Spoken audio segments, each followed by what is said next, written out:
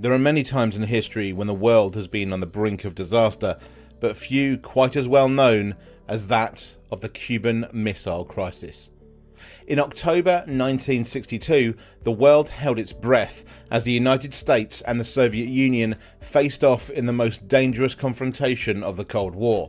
The Cuban Missile Crisis brought humanity to the brink of nuclear annihilation. The crisis began when US reconnaissance flights over Cuba revealed the construction of Soviet missile sites capable of launching nuclear weapons. These missiles could strike most of the US within minutes, a direct response to American missiles stationed in Turkey near the Soviet border.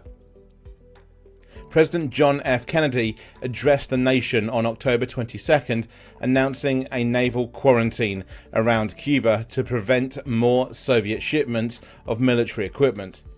Behind the scenes, tense negotiations took place between Kennedy and Soviet Premier Nikita Khrushchev. For 13 days, the crisis escalated. Soviet ships approached the blockade line, while both nations' military forces were placed on high alert. In Cuba, Soviet troops prepared the missiles for potential launch.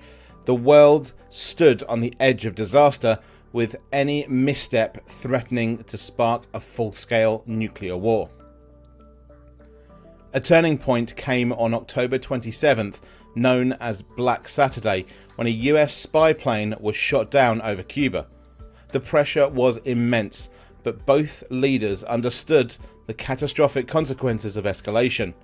On October 28th, Khrushchev agreed to remove the missiles from Cuba in exchange for a US pledge not to invade Cuba. Privately, the US also agreed to remove its missiles from Turkey. The Cuban Missile Crisis remains a defining moment in modern history. It demonstrated the importance of diplomacy and restraint in the nuclear age. It also led to the establishment of a direct hotline between Washington and Moscow to prevent future crises. If you'd like to hear us talk about more areas of history, culture and far more, please do like, comment and subscribe, and thank you for watching.